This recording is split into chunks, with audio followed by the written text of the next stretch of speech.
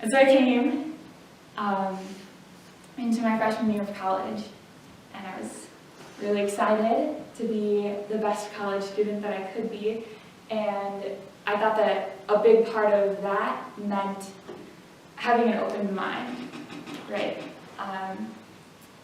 And really soaking in all of these new ideas. Like, I don't want to go in and be closed off with my worldview and just leave exactly the same. Like, I want to be, open to learn what the world is really about. I was coming from a private school, a pretty small town in Wisconsin, and felt like I had been pretty sheltered, but I was ready to embrace new ideas, I guess. And that first semester, I really did embrace a lot of new ideas that professors were challenging me with, and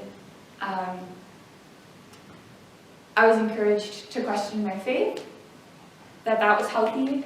I was encouraged to doubt God, to doubt what I had learned, to doubt my experiences of God. I was encouraged not to trust the church and not to trust the church's teachings. And ultimately, I came out of that first semester thinking that if I wanted to be a respectable, intellectual college student, I needed to figure things out for myself. Like, I can't just be accepting things that the church teaches me, or things that the Bible teaches me, or things that I think I'm experiencing from God. Like, no, I need to get to the bottom of this and analyze it. And that's what I was getting out of my classes. And I thought, okay, I guess this is how you do theology. You have to figure out what it means. And it's really about questioning and doubting. And my faith started to really strip down. I was questioning what I had experienced of God. I was questioning, why do I believe what I believe?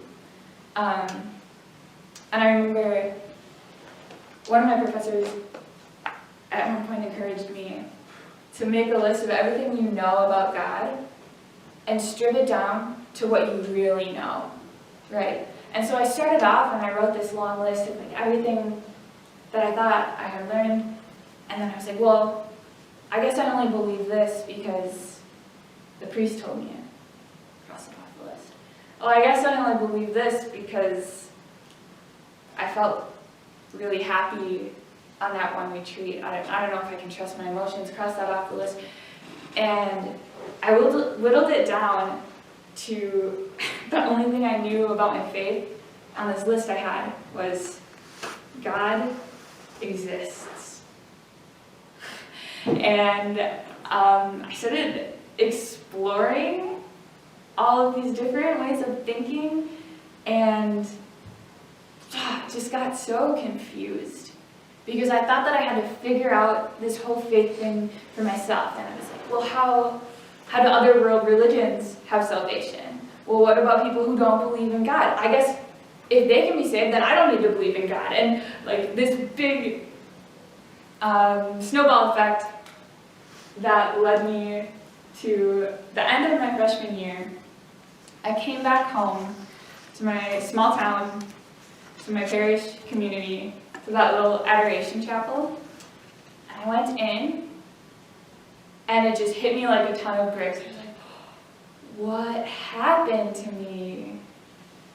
I haven't prayed. And I just remember I broke down in tears because I thought, I blew it. Before I came to college, I was so in love with Jesus, and I totally fell for it.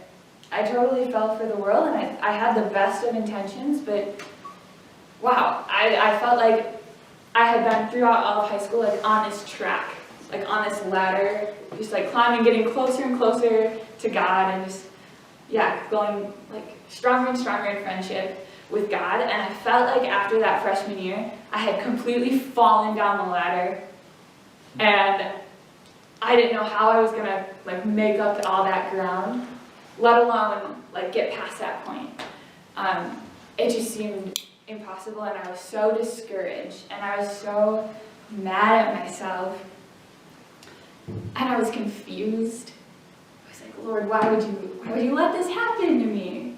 Why would you let me doubt my faith and let it go from a relationship of love and just turn into this like intellectual mess of questions that don't make sense? Yeah, and it was a really dark point, and I felt like I had all the knowledge, right? I knew all the facts, but the joy was missing. And so the Bible story that really connects with that is it's at the end of the Gospel of Luke. The apostles were experiencing that same thing. They knew all the facts. They knew all the facts, but they were missing the joy.